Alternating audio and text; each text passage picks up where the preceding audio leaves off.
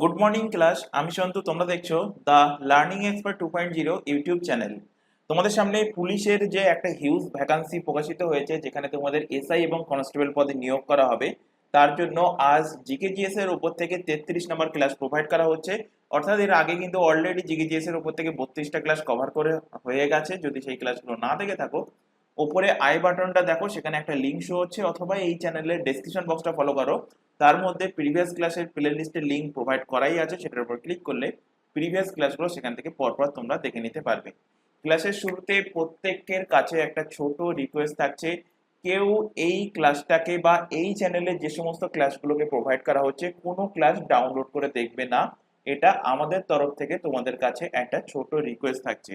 তো শুরু করছি আজকের ক্লাস, এবং প্রতিদিনের মতো প্রত্যেককে বলবো প্রথম থেকে শেষ পর্যন্ত ক্লাস দেখবে এবং নির্দিষ্ট দিন অন্তর কিন্তু ক্লাসগুলো রিভিশন করবে। তো ফার্স্ট কোশ্চেন দেখো আজকের ক্লাসে, 2023 সালে 51তম যে এমি পুরস্কার, এমি অ্যাওয়ার্ড পুরস্কার দেওয়া হয়েছে, সেই 51তম এমি পুরস্কারে ডকুমেন্টারি বিভাগে পুরস্কৃত হয়েছেন কে? তো 2023 সালে এমি পুরস্কার কেন দেওয়া হয়? তো টেলিভিশনে ভালো কাজের জন্য, অর্থাৎ এক্সিলেন্স ফর টেলিভিশন ইন্ডাস্ট্রি। লিখে রাখো কিসের জন্য? Excellence for television industry. Television excellence for television industry জন্য প্রোভাইড করা হয় এমি পুরস্কার। এমি পুরস্কারে ডকুমেন্টারি 2023-এ পেয়েছে মিরাউ পল the pupil story. Option A এর কিন্তু সঠিক অ্যান্সার হবে। যদি বলে এই এমি পুরস্কার দেওয়া শুরু হয়েছে কত সাল থেকে, তো এমি পুরস্কার দেওয়া শুরু হয়েছে 1949 সাল থেকে প্রথম এমি পুরস্কার দেওয়া কিন্তু শুরু হয়েছে। কোশ্চেনটা কিন্তু মনে রাখবে। নেক্সট সেকেন্ড অপশন দেখো, the elephant whispers.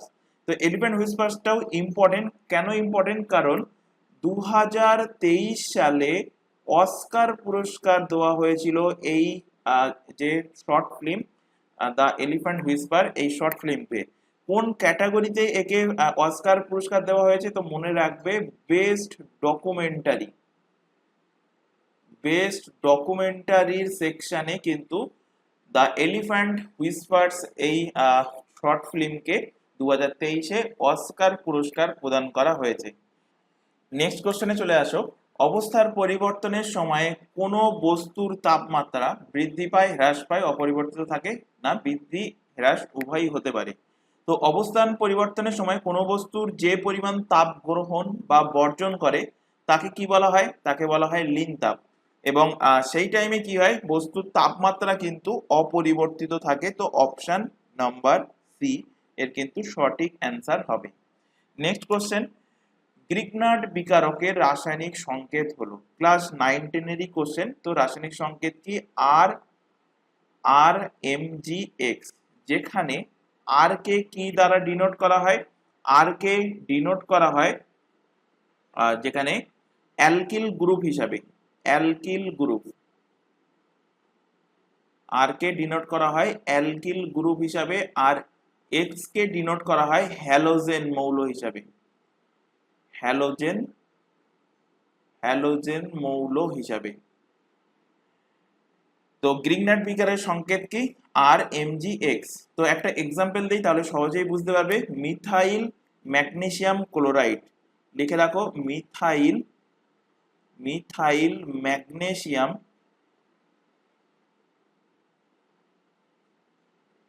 Methyl magnesium chloride. Methyl magnesium chloride এর সংকেত কি? এর সংকেত হলো CH3 CH3MgCl। তো এখানে CH3 কি? CH3 হলো অ্যালকিল গ্রুপ, আর Cl হলো কি? হ্যালোজেন মৌল। আমরা কি জানি হ্যালোজেন মৌল কি কি? হ্যালোজেন মৌল হলো FCl, Bri, মানে fluorine, chlorine, bromine, iodine, astatine, এগুলো হলো, আর থিয়েসিন। এই ছটা হলো কিন্তু হ্যালোজেন মৌল। যার মধ্যে বারবার রিপিট হয় FCl BrI, এইভাবে মনে রাখবে, fluorine, chlorine, bromine and iodine. আচ্ছা, আরেকটা উদাহরণ এখান থেকে লিখে নাও গ্রিগনার্ড বিকারকের, phenyl magnesium bromide, phenyl phenyl magnesium bromide, সংকেত কি C2H5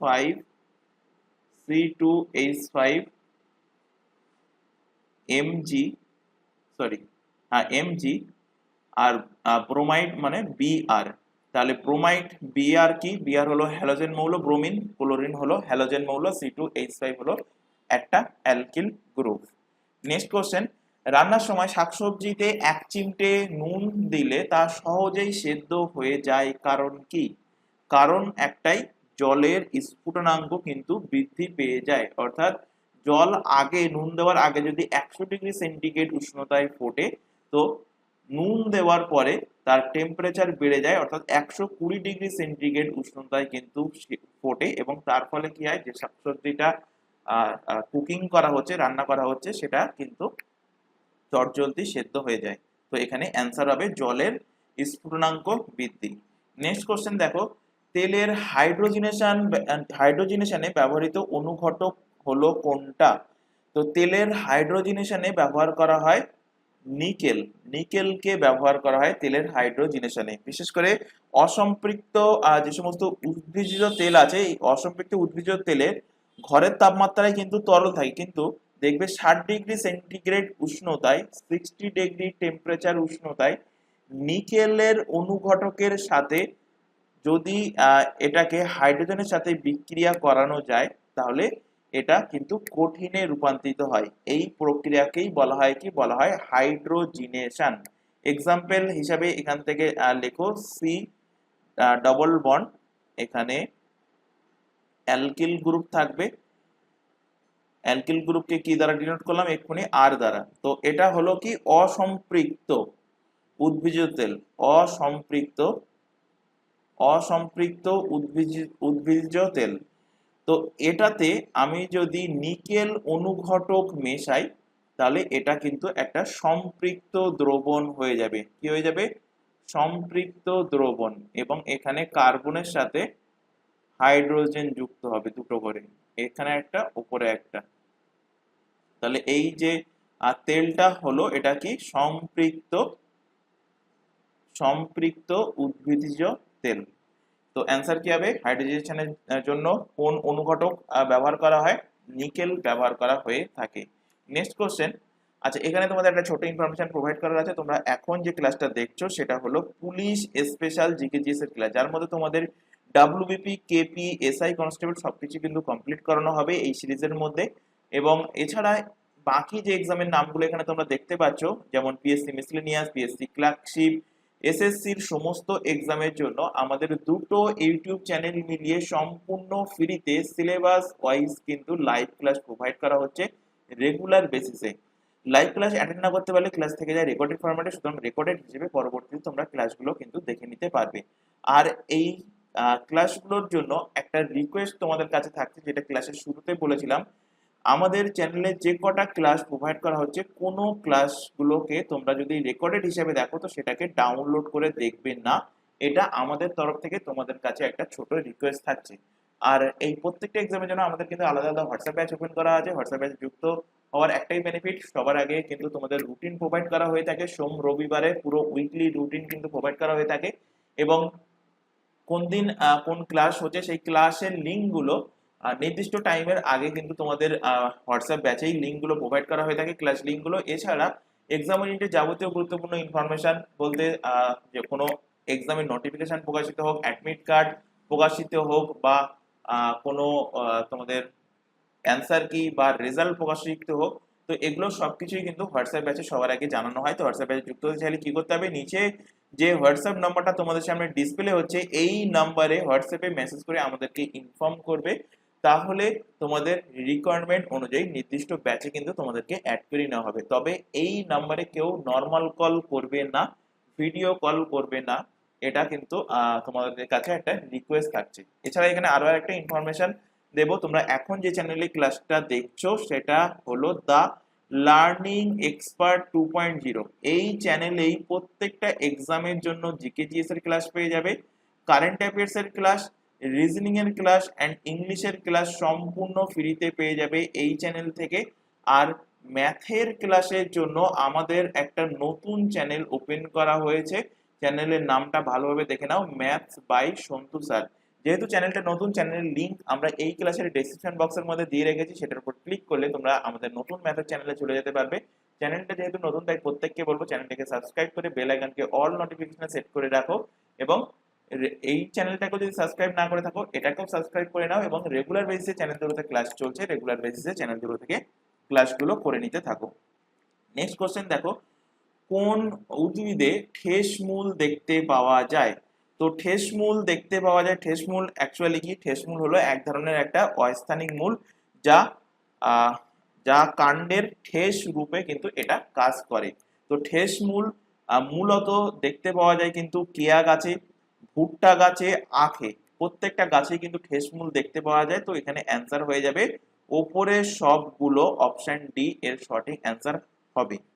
নেক্সট কোশ্চেন দেখো, টাইফয়েড রোগে কোন অঙ্গ প্রাথমিকভাবে ক্ষতিগ্রস্ত হয়? টাইফয়েড রোগ কোশ্চেন দেবে, টাইফয়েড কি ঘটিত রোগ? তো মনে রাখবে টাইফয়েড হলো ব্যাকটেরিয়া ঘটিত রোগ। আর টাইফয়েডের জন্য দায়ী ব্যাকটেরিয়ার নাম কি যদি কোশ্চেন দেয়, তো অ্যান্সার হবে কি salmonella, salmonella typhi. Salmonella typhi হলো টাইফয়েড রোগের জন্য দায়ী ব্যাকটেরিয়া। তো টাইফয়েড রোগে আক্রান্ত হয় কি? টাইফয়েড রোগে মেনলি যেটা আক্রান্ত হয়, প্রাথমিকভাবে যেটা আক্রান্ত হয় সেটা হয় কি অন্ত্র, অর্থাৎ আমাদের পরিপাক তন্ত্রের গ্যাস্ট্রোইন্টেস্টিনাল নালী কিন্তু আক্রান্ত হয়, এবং এর ফলে জ্বর হয়, পেটে ব্যথা, ডায়রিয়া, ওজনের কিন্তু হ্রাস হতে থাকে। এই সমস্ত লক্ষণ হলো কিন্তু টাইফয়েড রোগ হলে। তো অপশন এ এর কিন্তু সঠিক অ্যান্সার হবে। নেক্সট কোশ্চেন দেখো, এ বড় হাতের এ, ছোট হাতের এ, বড় হাতের বি, ছোট হাতের বি, মানে এ এ বি বি থেকে কত প্রকার গ্যামেট পাওয়া যাবে? তো গ্যামেট পাওয়ার একটা সূত্র আমরা জানি কি, number of gamete, number of gametes এর সূত্র আমরা পড়ে এসেছি 2 to the power n। 2 to the power n এর সূত্র, যেখানে n এর মানে কি, n equal to number of heterozygous, number of heterozygous character, number of heterozygous character, heterozygous character, যাকে বাংলাতে বলা হয় কি অ্যালির সংখ্যা, অ্যালিলের সংখ্যা, অ্যালিলের সংখ্যা। আচ্ছা, দুটো ক্যারেক্টার হয়, একটা হলো হোমোজাইগাস,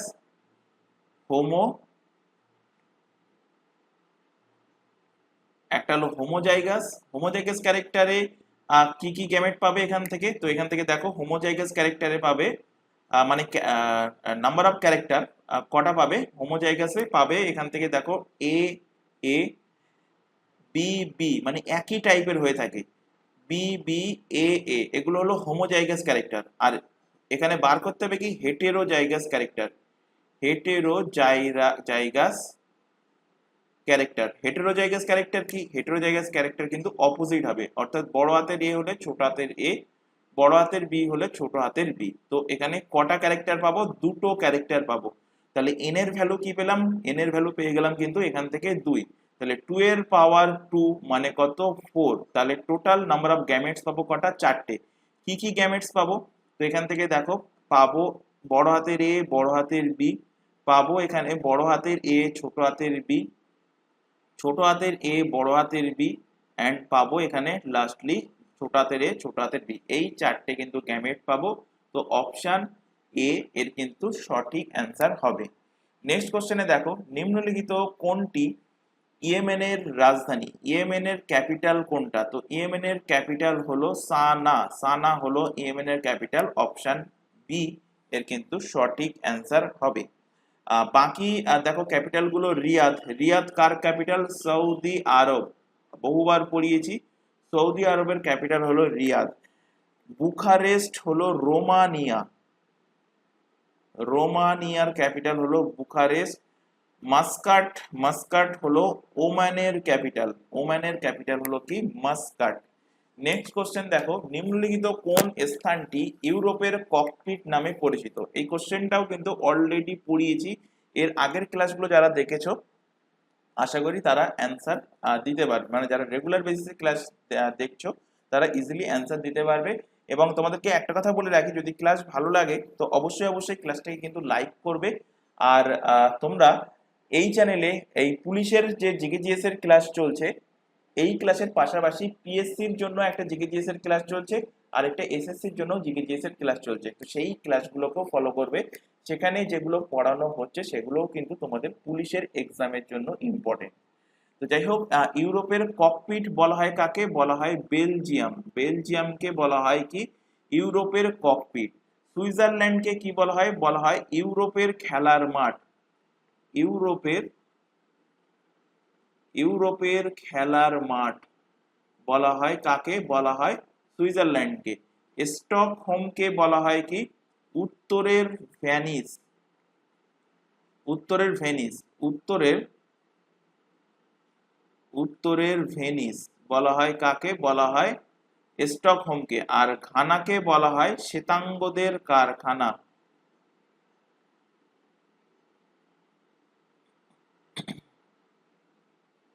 শ্বেতাঙ্গদের কারখানা বলা হয় কি? ঘানাকে। তো ইউরোপের ককপিট, এই কোশ্চেনটা কিন্তু মোস্ট ইম্পর্টেন্ট, এক্সামে দিয়েছে।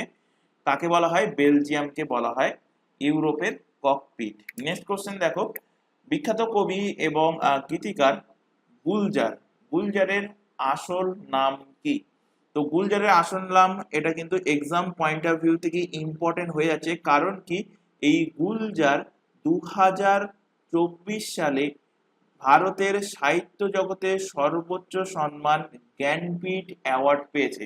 এবং গুলজারের পাশাপাশি আরো আরেকজন ব্যক্তি পেয়েছে, তার নাম কি? রামভদ্র, রামভদ্রাচারিয়া, রামভদ্রাচারিয়া। রামভদ্রাচারিয়া কোন ল্যাঙ্গুয়েজের লেখার জন্য তিনি পেয়েছেন? তো মনে রাখবে সংস্কৃত, সংস্কৃতের জন্য। আর গুলজার পেয়েছে কিসের জন্য? উর্দু ল্যাঙ্গুয়েজের জন্য, উর্দু, উর্দু ল্যাঙ্গুয়েজের জন্য, উর্দু ল্যাঙ্গুয়েজের জন্য পেয়েছে কে? গুলজার। আচ্ছা, এখানে জ্ঞানপীঠ অ্যাওয়ার্ড থেকে দুটো তিনটে কোশ্চেন তোমাদের রিলেট করাবো। যদি কোশ্চেন দেয় যে প্রথম কে জ্ঞানপীঠ পুরস্কার পেয়েছে, ফার্স্ট অ্যাওয়ার্ডি, ফার্স্ট অ্যাওয়ার্ডি। আচ্ছা, জ্ঞানপীঠ যে পুরস্কারটা, জ্ঞানপীঠ পুরস্কারের গঠন হয়েছিল কবে? গঠন হয়েছিল 1962 সালে।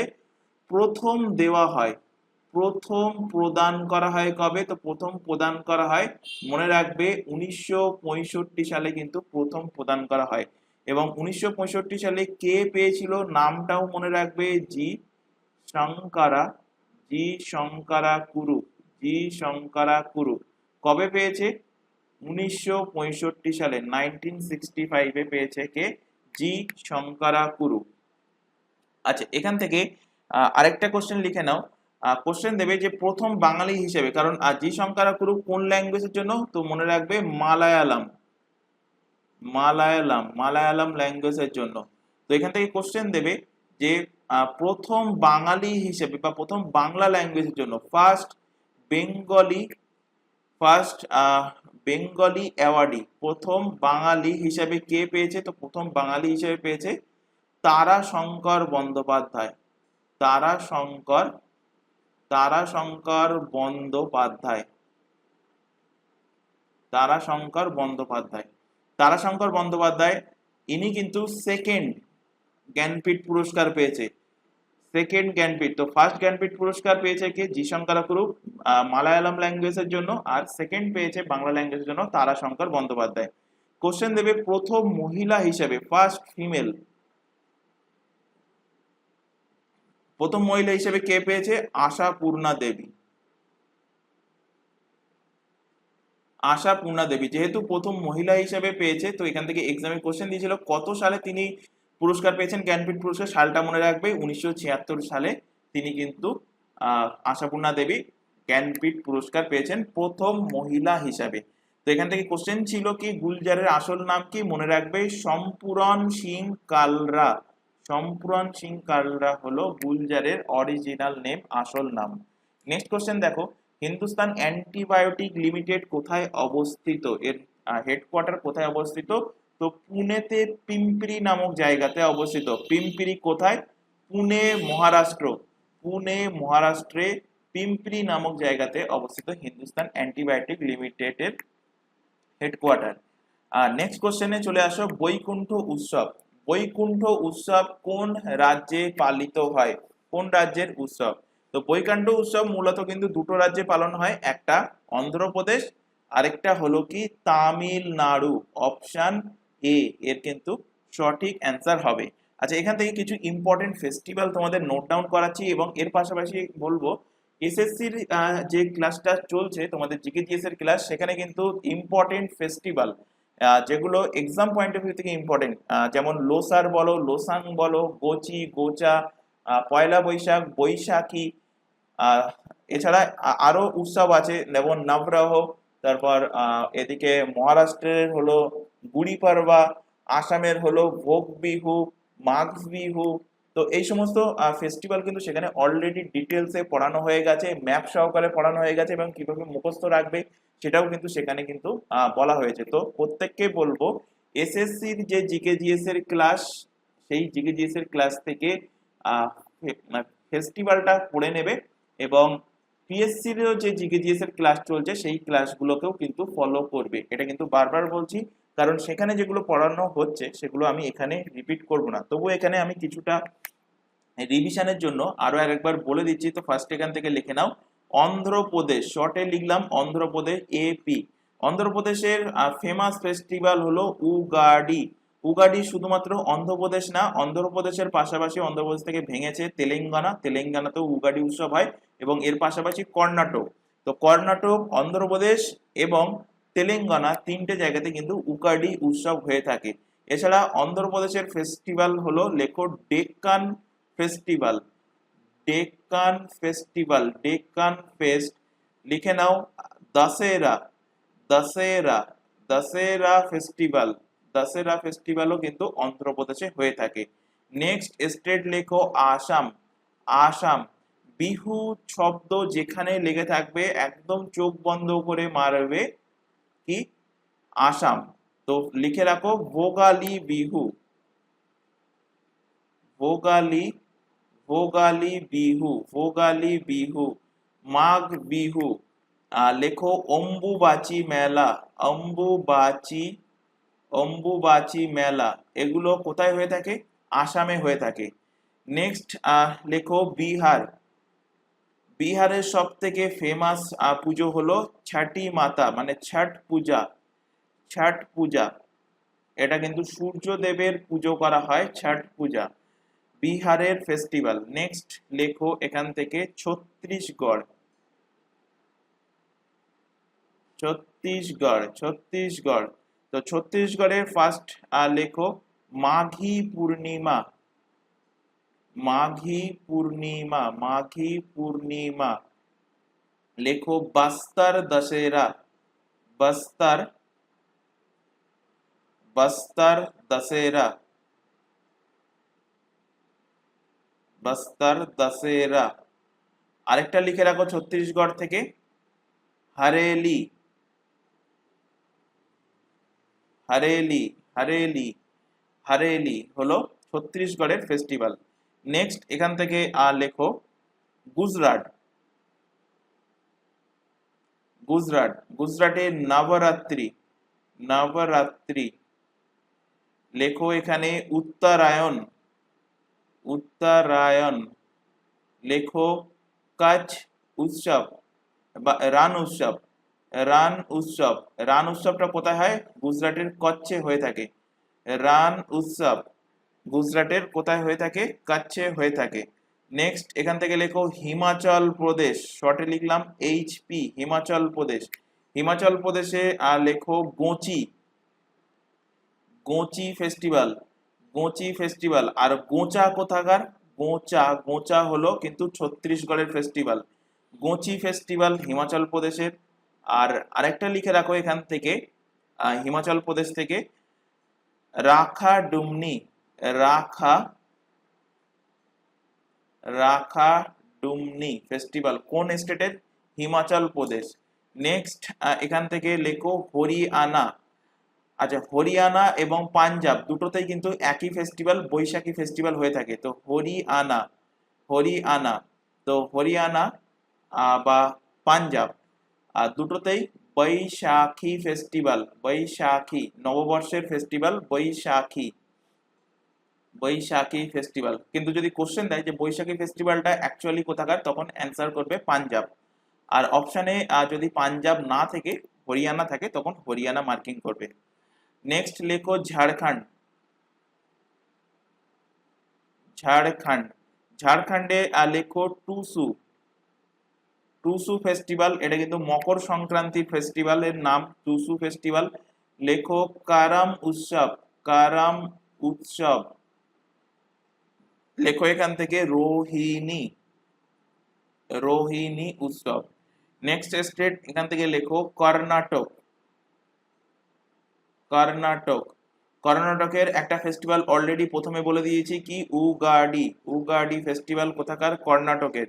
নেক্সট লেখো মাইসোর দশেরা, মাইসোর, মাইসোর দশেরা, মাইসোর দশেরা কর্ণাটক। নেক্সট চলে আসো কেরালা, কেরালা, কেরালাতে লিখে রাখো ওনাম, ওনাম বিশু হলো কেরালার ফেস্টিভ্যাল। এবং আরেকটা লিখে রাখো আট্টুকাল পোঙ্গাল, আট্টুকাল, আট্টুকাল পোঙ্গাল। আর যদি বলে শুধু পোঙ্গাল, তখন অ্যান্সার হবে কি? তখন অ্যান্সার হবে তামিলনাড়ু। এগুলো কিন্তু ডিটেলসে তোমাদের পড়িয়েছি, একই রকম শুনতে লাগে, যেমন পয়লা বৈশাখ বৈশাখী, আট্টুকাল পোঙ্গাল পোঙ্গাল, গোচি গোচা, লোসার লোসাং, সোনাম লোসার, এগুলো কিন্তু সব এক জায়গায়। গৌড় তারপরে গৌরী গৌড়া, আর একটা আছে গড় গৌড়।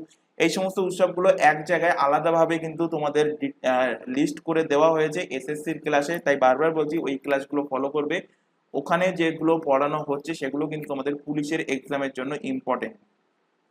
নেক্সট লেখো মধ্যপ্রদেশ, মধ্যপ্রদেশের একটা স্থানে একটা টেম্পল আছে কি, খাজুরাহো। তো খাজুরাহো, খাজুরাহো, খাজুরাহো ফেস্টিভ্যাল কোথায় হয়ে থাকে? মধ্যপ্রদেশে হয়ে থাকে। নেক্সট স্টেট লেখো মহারাষ্ট্র, মহারাষ্ট্রকে শর্টে লিখলাম এমএইচ। তো মহারাষ্ট্রের সব থেকে ফেমাস ফেস্টিভ্যাল সেটা হলো গণেশ পূজা, গণেশ চতুর্থী, গণেশ, গণেশ চতুর্থী। কিছুদিন পরেই গণেশ চতুর্থী আসতে চলেছে। তো গণেশ চতুর্থী আমাদের পশ্চিমবঙ্গেও হবে, হয়। তাই তোমাদের অনেকের হয়তো মনে হতে পারে যে পশ্চিমবঙ্গেও হয় বা আদার অন্যান্য স্টেটেও হয়, তাহলে গণেশ চতুর্থী মহারাষ্ট্রের কেন? কারণ গণেশ চতুর্থীর উৎপত্তি মহারাষ্ট্র থেকেই হয়েছিল, এবং সেখানে দেখবে সব থেকে বেশি গণেশ চতুর্থীর পুজো হয়ে থাকে। যেমন আমাদের পশ্চিমবঙ্গে সব থেকে বেশি কিন্তু দুর্গা পুজো হয়ে থাকে, তেমনি কিন্তু মহারাষ্ট্রে কি, গণেশ চতুর্থী, গণেশ চতুর্থী। নেক্সট লেখো মহারাষ্ট্র থেকে গুড়ি পাড়বা, গুড়ি পাড়বা, গুড়ি পাড়বা হলো মহারাষ্ট্রের নববর্ষের উৎসব। নেক্সট লেখো মিজোরাম, মিজোরাম, মিজোরামের চাপ চারকুট, চাপ, চাপ চারকুট কোন স্টেটের? মিজোরামের। আর যদি বলে চাবাংকুট, চাবাংকুট, চাবাংকুট এটাও কিন্তু পড়িয়েছি। চাবাংকুট কোথাকার? মণিপুর, মণিপুরের হলো চাবাংকুট, চাবাংকুট। আর মিজোরামের হবে কি, চাপচারকুট। নেক্সট লেখো নাগাল্যান্ড,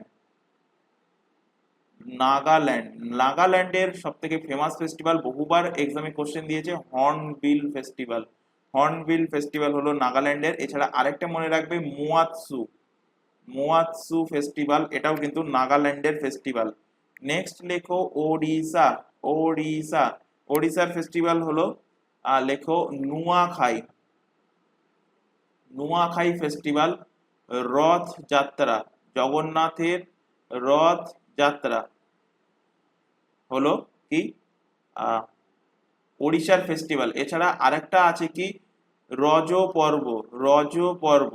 তো ইংলিশে লিখলে RAJAPARVA, তো ইংলিশে রাজা হয়ে যাচ্ছে উচ্চারণ, কিন্তু অ্যাকচুয়াল উচ্চারণ হলো রজ পর্ব। এটা যেমন কামরূপ কামাখ্যায় যে কামরূপ কামাখ্যায় যে অম্বুবাচী মেলাটা হয়ে থাকে, সেখানে যে মাসিকের ওপরে মানে মেয়েদের মাসিকের ওপরে রিলেট করে যে পুজোটা হয়, তেমনই কিন্তু ওড়িশায় সেই মাসিকের ওপরে রিলেট করে যে পুজোটা, এটা ধরিত্রী মাতা মানে পৃথিবীকে মা বলে আমরা জানি বা আখ্যা দেই। তো সেই কারণে ওড়িশাতে এই উৎসবটা কিন্তু পালন করা হয় রজ পর্ব নামে। নেক্সট এখান থেকে দেখো পাঞ্জাব। পাঞ্জাবের অলরেডি বলেছি, পাঞ্জাবের একটা ফেস্টিভ্যাল হলো বৈশাখী। বৈশাখী এটা হলো নববর্ষের উৎসব, ফসল কাটা উৎসব। এবং আরেকটা লিখে রাখো লোহরি। লোহরি হলো পাঞ্জাবের উৎসব। লোহরি উৎসব পাঞ্জাবের পাশাপাশি এটা চণ্ডীগড়েও হয়, এবং এটা পাঞ্জাবের পাশে হরিয়ানাতেও কিন্তু লোহরি উৎসব হয়ে থাকে। নেক্সট লেখো রাজস্থান। রাজস্থান, রাজস্থানে আর ফার্স্ট লেখো পুষ্কার মেলা। পুষ্কার মেলা কোথায়? রাজস্থানে। লেখো এখানে তেজ। লেখো এখান থেকে বুন্দি। বুন্দি। লেখো গাঙ্গর। গাঙ্গর। এগুলো কোথায় হয়ে থাকে? রাজস্থানে। রাজস্থানের উৎসব। নেক্সট লেখো তামিলনাড়ু। তামিলনাড়ু, তো তামিলনাড়ু এক্ষুনি বললাম, লেখো পোঙ্গাল, তামিলনাড়ুর উৎসব। নেক্সট লেখো থাইপুসাম। থাই থাইপুসাম। নেক্সট এখান থেকে লেখো তেলেঙ্গানা। তেলেঙ্গানা। তেলেঙ্গানার ফেস্টিভ্যাল লিখে রাখো দুটো, বোনালু। বোনালু, আরেকটা হলো বাথাকুম্মা। বাথকুম্মা। আরেকটা বলেছি উগাডি। উগাডি কর্ণাটক, তেলেঙ্গানা এবং অন্ধ্রপ্রদেশ থেকে আলাদা হয়েছিল কি তেলেঙ্গানা, তো অন্ধ্রপ্রদেশ, এই তিনটে স্টেটে উগাডি উৎসব হয়ে থাকে। ত্রিপুরা লিখে রাখো। ত্রিপুরাতে কারচি পূজা বা খারচি পূজা। খারচি পূজা। খারচি পূজা হয়ে থাকে কোথায়? ত্রিপুরা রাজ্যে। ওয়েস্ট বেঙ্গল আশা করি প্রত্যেকেই জানো, দুর্গা পূজা। ওয়েস্ট বেঙ্গল থেকে দুর্গা পূজা। আরেকটা লিখে রাখো ইউপি, উত্তরপ্রদেশ। উত্তরপ্রদেশের ফেস্টিভ্যাল লিখে রাখো রামনবমী। রামনবমী। আরেকটা লিখে রাখো উত্তরপ্রদেশে গঙ্গা আরতি। গঙ্গা গঙ্গা আরতি। তো এই যে ফেস্টিভ্যাল গুলো লেখানো হলো, এগুলো কিন্তু এক্সাম পয়েন্ট অফ ভিউ থেকে ইম্পর্টেন্ট, এবং এর পাশাপাশি আরো কিছু ফেস্টিভ্যাল তোমাদের এসএসসির ক্লাসে আরো ইম্পর্টেন্ট ফেস্টিভ্যাল বা সেখানে কিন্তু আলাদা আলাদাভাবে ক্যাটাগরি ওয়াইজ কিন্তু করা আছে উৎসবগুলো, সেখান থেকে দেখে নেবে। নেক্সট কোশ্চেনে চলে আসো। বিজয়ওয়াড়া কোন নদীর তীরে অবস্থিত? বিজয়ওয়াড়া, তো বিজয়ওয়াড়া অবস্থিত কোন নদীর তীরে? এটা অবস্থিত কৃষ্ণা রিভারের তীরে। কৃষ্ণা নদীর তীরে অবস্থিত। তো এখানে অ্যান্সার হবে অপশন নাম্বার বি। আচ্ছা, এখান থেকে কিছু ইম্পর্টেন্ট তোমাদের সিটি করাবো যে এবং তার পাশে কোন নদী অবস্থিত, কারণ এক্সামের জন্য ইম্পর্টেন্ট। এর আগেও কিন্তু অলরেডি পড়িয়েছি, যারা রেগুলার বেসিসে ক্লাস দেখো তাদের আরো আরেকবার রিভিশন হয়ে যাবে। আর যারা ফার্স্ট টাইম দেখছো তাদেরকে বলছি, এই যে ক্লাসগুলো প্রোভাইড করা হচ্ছে, এখানে যে এক্সট্রা পয়েন্টগুলো আমি বোর্ড ওয়ার্কিং করাচ্ছি, এগুলো কিন্তু অবশ্যই খাতায় নোট ডাউন করবে, কারণ এগুলো পিডিএফ এ তোমাদের দেওয়া হবে না, পিডিএফ এ পাবে না। পিডিএফ এ শুধুমাত্র প্রিন্টেড কোশ্চেন অ্যান্সার পাবে। এবং কিভাবে ডাউনলোড করতে পারবে, নিচে যে টেলিগ্রাম লিঙ্কটা দেখতে পাচ্ছ @theLearningExpertSD, তোমরা টেলিগ্রাম অ্যাপে গিয়ে এটা লিখে সার্চ করলে আমাদের গ্রুপ তোমাদের সামনে চলে আসবে, অথবা এই চ্যানেলের ডেসক্রিপশন বক্সটা ফলো করো। ডেসক্রিপশন বক্সের মধ্যে কিন্তু তোমাদের টেলিগ্রাম গ্রুপের লিঙ্ক দেওয়াই আছে, সেটার উপর ক্লিক করলে প্রিভিয়াস যে ক্লাসগুলো হয়ে গেছে সেই ক্লাসগুলো এবং আজকে যে ক্লাস দেখছো বা ভবিষ্যতে যে ক্লাস হবে, প্রত্যেকটা ক্লাসের পিডিএফ তোমরা পেয়ে যাবে। তো এখান থেকে লেখো ফার্স্ট শহর লেখো আগ্রা। আগ্রা কোন নদীর তীরে অবস্থিত? যমুনা। যমুনা রিভারের তীরে অবস্থিত আগ্রা শহর। নেক্সট লেখো আমেদাবাদ। আমেদাবাদ। আহমেদাবাদ গুজরাটের শহর, কোন নদীর তীরে অবস্থিত? সবরমতী। সবার সবরমতী রিভারের তীরে অবস্থিত। নেক্সট লেখো অযোধ্যা। অযোধ্যা অযোধ্যা হলো উত্তরপ্রদেশের শহর। অযোধ্যা কোন নদীর তীরে অবস্থিত? সারায়ু।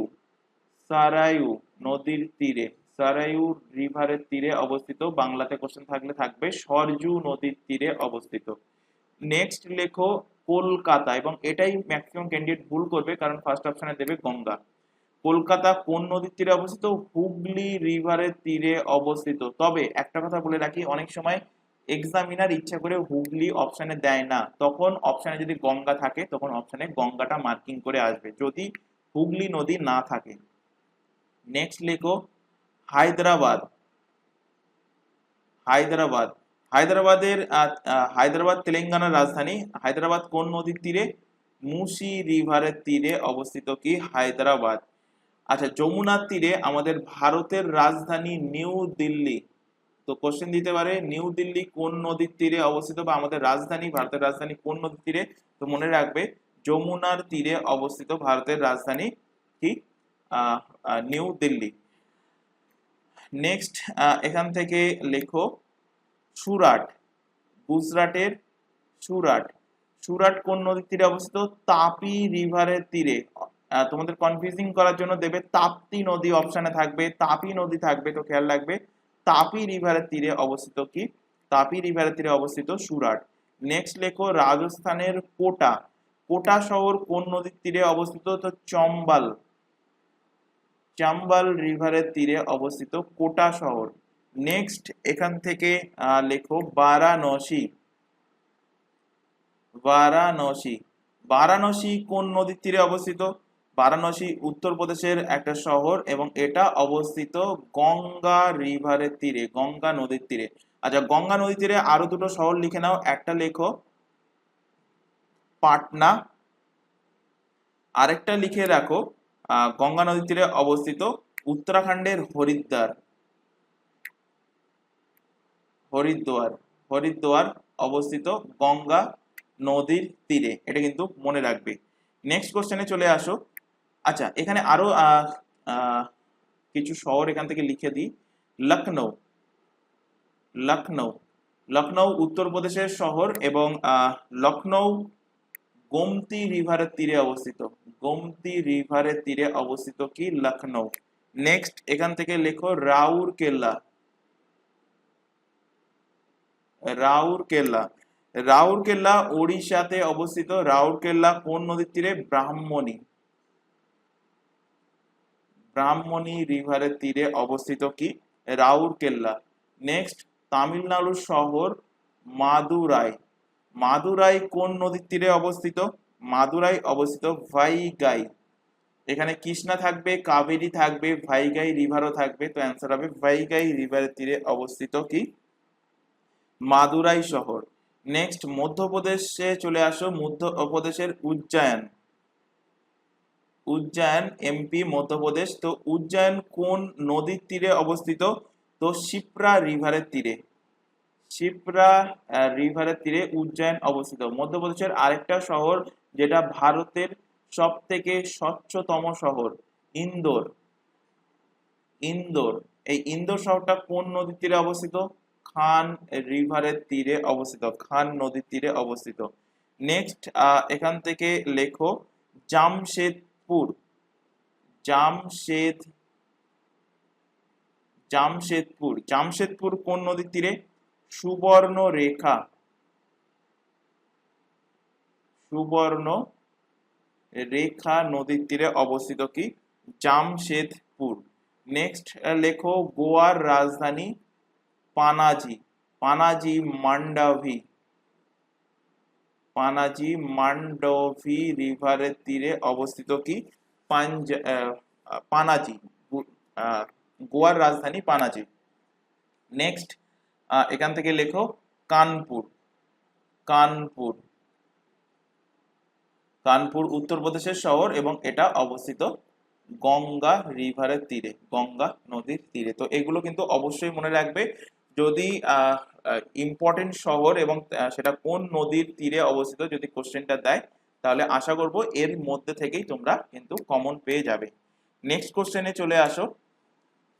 দি adventure of Tintin, the adventure of Tintin চলচ্চিত্রের নির্দেশক কে? তো এই চলচ্চিত্রের নির্দেশক হলেন স্টিভেন স্পিলবার্গ। অপশন ডি এর কিন্তু সঠিক অ্যান্সার হবে, জাস্ট অনলাইনার ফরম্যাটে মনে রাখবে। নেক্সট কোশ্চেনে চলে আসো। ইহুদি মেনুহিন কোন বাদ্যযন্ত্রের সঙ্গে যুক্ত? ইহুদি মেনুহিন, তো ইনি বেহালার সাথে সম্পর্কিত, বেহালা। অপশন সি এর কিন্তু সঠিক অ্যান্সার হবে। আচ্ছা, এখান থেকে কিছু বাদক এবং সেই বাদ্যযন্ত্র, মানে কিছু বাদ্যযন্ত্র এবং সেই বাদ্যযন্ত্রের ফেমাস বাদক কে কে সেটা একটুখানি ইনক্লুড করিয়ে দেবো, মানে জাস্ট রিভিশনের জন্য অল্প ছোট করে। এবং এটাও কিন্তু তোমাদের এসএসসির জিকে ক্লাসে ডিটেলসে ছবি সহকারে পড়ানো হয়েছে, যাতে করে, এবং ট্রিক সহকারেও পড়ানো হয়েছে যাতে করে তোমাদের মনে থাকে। তাই বারবার বলছি, এসএসসি এবং পিএসসির যে জিকে জিএস এর ক্লাসগুলো চলছে সেগুলো কিন্তু ফলো করবে। তো ফার্স্টে এখান থেকে দেখো বাঁশি, ফেমাস বাঁশি বাদক কে? তো ফেমাস বাঁশি বাদক, যেটা বহুবার এক্সামে কোশ্চেন দিয়েছে, হরিপ্রসাদ চৌরাসিয়া। হরিপ্রসাদ চৌরাসিয়া, হরিপ্রসাদ চৌরাসিয়া। ফেমাস, এখান থেকে দেখো ফেমাস, ফেমাস বেহালা বাদক, ফেমাস বেহালা বাদক। তো ফেমাস বেহালা বাদককে লিখে রাখো ভি জি গগ, ভি জি গগ, ভি জি গগ লিখে রাখো। এল শুভলক্ষ্মী, এল শুভলক্ষ্মী, এল শুভলক্ষ্মী। নেক্সট এখান থেকে লেখো সেতার, ফেমাস সেতার বাদক কে? তো ফেমাস সেতার বাদক হলেন পণ্ডিত রবি শঙ্কর, পণ্ডিত রবি শঙ্কর। আরেকজনের নাম লিখে রাখো নিখিল ব্যানার্জি, নিখিল ব্যানার্জির নামটা কিন্তু রিসেন্টলি এক্সামে দিয়েছে, নিখিল ব্যানার্জি।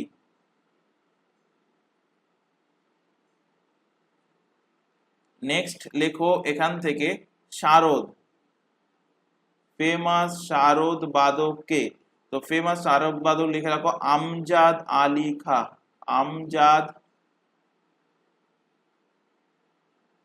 আমজাদ আলী খান, আমজাদ আলী খান হলেন ফেমাস শারদ বাদক। নেক্সট লেখো ফেমাস সন্তুর বাদক, ফেমাস সন্তুর বাদক। তো ফেমাস সন্তুর বাদক কে? শিব কুমার শর্মা, শিব কুমার শর্মা। নেক্সট লেখো এখান থেকে ফেমাস তবলা বাদক, এটা তো বহুবার এক্সামে কোশ্চেন দিয়েছে, জাকির হোসেন।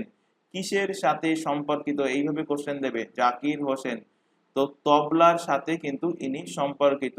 নেক্সট আরেকটা লিখে রাখো, উপরে লিখছি সানাই, সানাই। তো ফেমাস সানাই বাদক কে কে? কে? একজনের নামই বলছি, বিসমিল্লাহ খান,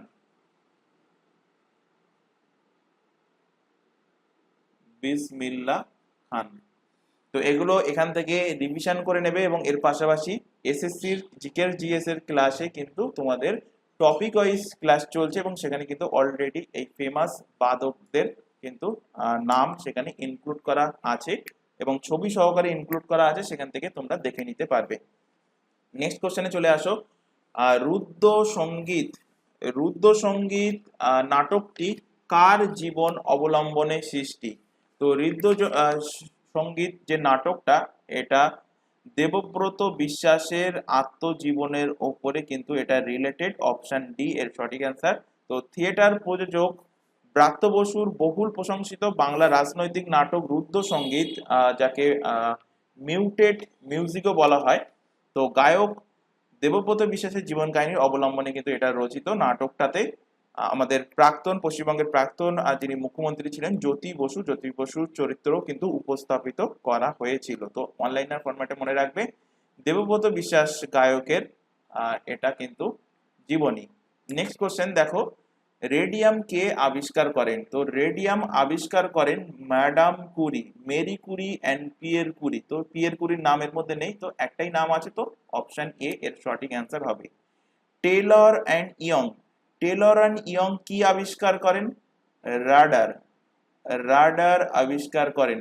জাহাজে দেখবে রাডার লাগানো থাকে, মানে 2 কিলোমিটার বা 1 কিলোমিটার যার যেমন রেঞ্জ, সেই রেঞ্জের মধ্যে কোনো কি অবস্টিকাল আছে, কোন কি বস্তু আসছে না আসে, এগুলোর অবজারভেশনের জন্য কিন্তু রাডার ব্যবহার করা হয়ে থাকে। তো রাডার আবিষ্কার করেন কে? Taylor and young. আচ্ছা, এখান থেকে তোমাদের কিছু ইম্পর্টেন্ট তোমাদের ইনভেনশন অ্যান্ড ইনভেন্টর এটা ইনক্লুড করাবো, যদিও এর আগে 2 থেকে 3 বার এটা পড়ানো হয়ে গেছে। তো যারা এর আগে ক্লাসগুলোতে দেখে নিয়েছো এই ইনভেনশন অ্যান্ড ইনভেন্টর, তাদের আরো আরেকবার কিন্তু এখান থেকে রিভিশন হয়ে যাবে। তো ইনভেন্টর, ইনভেন্টর লেখো একদিকে, আরেকদিকে লেখো ইনভেনশন। ফার্স্টে লেখো এয়ার কন্ডিশন, এসি। তোমরা কেরিয়ার কোম্পানির এসির নাম শুনেছো, তো সেখান থেকেই মনে রাখবে উইলস কেরিয়ার, উইলস কেরিয়ার, এবং এনার এই কেরিয়ারের নাম থেকেই কিন্তু কেরিয়ার কোম্পানির উদ্ভব হয়েছে। তো এসির ফাউন্ডার কে? এসির ফাউন্ডার হলেন উইলস ক্যারিয়ার। সেকেন্ড লেখো atom bomb, atom bomb, atom বোমের ফাউন্ডার কে? তো শুধুমাত্র মনে রাখবে Oppenheimer, open, Oppenheimer হলেন অ্যাটম বম্বের আবিষ্কারক। নেক্সট লেখো এয়ারপ্লেন, এয়ারপ্লেন, এয়ারপ্লেনের ফাউন্ডার কে? এয়ারপ্লেনের ফাউন্ডার হলেন Wrights brother, Wrights, Wrights brother. Wrights ব্রাদারের মধ্যে কজন আছে ভাই? 2জন ভাই আছে। তাদের নাম কি কি? একজনের নাম হলো উইলবার, উইলবার, আরেকজন হলেন অরভিলি, অরভিলি। তো অরভিলি রাইটস অ্যান্ড উইলবার রাইটস, এদেরকে দুজনে একসাথে বলা হয় কি? Rights brother. নেক্সট এখান থেকে লেখো ব্যারোমিটার, ব্যারোমিটার, ব্যারোমিটারের ফাউন্ডার কে? টরিসেলি, টরিসেলি হলেন ব্যারোমিটারের ফাউন্ডার। নেক্সট এখান থেকে লেখো blood group, blood group, blood group কে আবিষ্কার করেছিলেন? ব্লাড গ্রুপ আবিষ্কার করেছিলেন Karl Landsteiner, Karl Land, Karl Landsteiner. Next লেখো ডিজেল ইঞ্জিন, নেক্সট লেখো ডিজেল ইঞ্জিন, ডিজেল ইঞ্জিনের আবিষ্কার কে? তো নাম থেকেই সহজে মনে রাখবে Rudolf Diesel, Rudolf, Rudolf Diesel. Next লেখো ডিনামাইট বা ডাইনামাইট, ডিনামাইট বা ডাইনামাইট, এর আবিষ্কারক কে? ডাইনামাইটের আবিষ্কারক আলফ্রেড নোবেল, আলফ্রেড নোবেল হলেন ডিনামাইটের আবিষ্কারক। নেক্সট লেখো, কটা হলো এখান থেকে? 7টা। নেক্সট লেখো এখানে 8 নাম্বার দিয়ে আমরা আগে যে হলুদ বাল্ব ব্যবহার করতাম, লাইট বাল্ব, ফিলামেন্টওয়ালা, তো সেই বাল্বের আবিষ্কারক কে? তো সেই বাল্বের আবিষ্কারক হলেন Thomas Edison, Thomas, Thomas Edison. Next লেখো periodic table, periodic table, periodic টেবিলের আবিষ্কারক কে? পিরিয়ডিক টেবিলের আবিষ্কারক হলেন Mendeleev, Dmitri, Dmitri Mendeleev, Dmitri, Dmitri Mendeleev. Next লেখো এখান থেকে পেনিসিলিন, পেনিসিলিন, পেনিসিলিনের আবিষ্কারক কে? Alexander Fleming, Alexander, Alexander Fleming,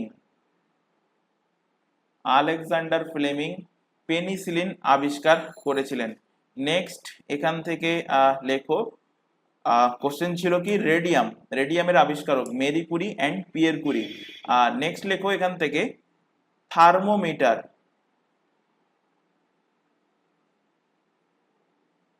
থার্মোমিটারের আবিষ্কারক হলেন গ্যালিলিও। গ্যালিলিও। নেক্সট লেখো থিওরি অফ ইভলিউশন অর্থাৎ বিবর্তনের তত্ত্ব। থিওরি অফ ইভলিউশন বিবর্তনের তত্ত্ব কে দিয়েছিলেন? বিবর্তনের তত্ত্ব দিয়েছিলেন Charles Darwin. Charles Charles Darwin বিবর্তনের তত্ত্ব দিয়েছিলেন। নেক্সট লেখো এখান থেকে টেলিফোন কে আবিষ্কার করেন? Telephone. Telephone Graham Bell. Graham Bell আবিষ্কার করেন কি? টেলিফোন। আর পাশাপাশি লিখে রাখো মোবাইল ফোন। Mobile phone. তো মোবাইল এম দিয়ে শুরু, তো আবিষ্কারকের নামটাও এম দিয়ে শুরু হবে, Martin Cooper. Martin Martin Cooper. Next এখান থেকে লেখো X ray. X ray. X ray এর আবিষ্কারককে রনজেন। এক্স রে এর আবিষ্কারক হলেন রন্টজেন। নেক্সট লেখো এখানে কটা হলো? 15টা। নেক্সট লেখো 16 নাম্বার দিয়ে steam engine. Steam engine. Steam ইঞ্জিনের আবিষ্কারক কে? স্টিম ইঞ্জিনের আবিষ্কারক হলেন থমাস স্যাভেরি। থমাস স্যাভেরি। নেক্সট লেখো সাবমেরিন। সাবমেরিনের আবিষ্কারক কে? সাবমেরিনের আবিষ্কারক হলেন David Bushnell. David David Bushnell. Next লেখো 18 নাম্বার দিয়ে রকেট। রকেটের আবিষ্কারক কে? রকেটের আবিষ্কারক হলেন রবার্ট হার্চিং গডার্ড। তো শুধুমাত্র মনে রাখবে গডার্ড। রবার্ট হার্চিং গডার্ড হলো ফুল নাম। নেক্সট লেখো লিফট। লিফটের আবিষ্কারক কে? লিফট। লিফটের আবিষ্কারক হলেন এলিসা ওটিস। এলিসা ওটিস হলেন লিফটের আবিষ্কারক। নেক্সট লেখো হাইড্রোজেন বোম। Hydrogen bomb. আচ্ছা ফার্স্টে পড়িয়েছিলাম কি? পড়িয়েছিলাম তোমাদের মানে সেকেন্ড নম্বরে লিখেছিলাম অ্যাটম বোম। তো অ্যাটম বোমের আবিষ্কারক হলেন ওপেনহেইমার। হাইড্রোজেন বোমের আবিষ্কারক হলেন Edward Taylor.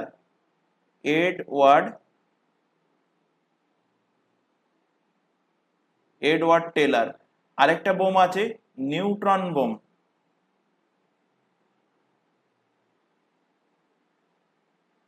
Neutron bomb.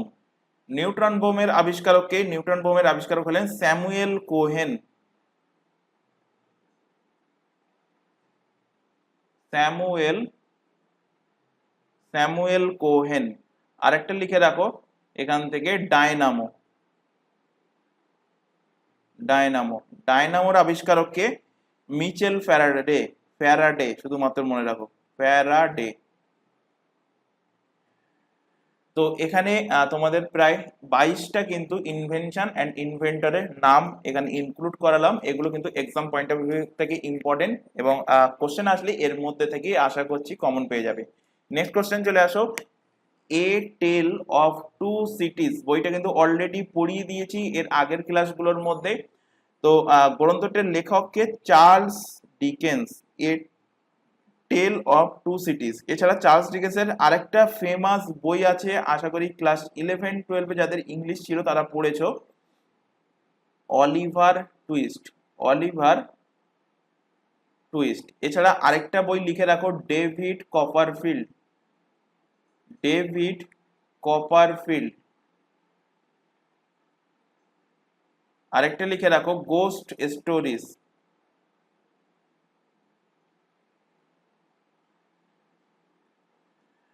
Next কোশ্চেনে চলে আসো, পশ্চিমবঙ্গে, এবং এটা আজকের ক্লাসের লাস্ট কোশ্চেন, পশ্চিমবঙ্গের কোন জেলায় ছৌ নৃত্যের উদ্ভব হয়েছিল? তো ছৌ নৃত্য কি এক প্রকার আদিবাসী নৃত্য, আদিবাসী যুদ্ধ নৃত্য বলতে পারো। এই নাচটা কোথায় কোথায় হয় ছৌ নৃত্য?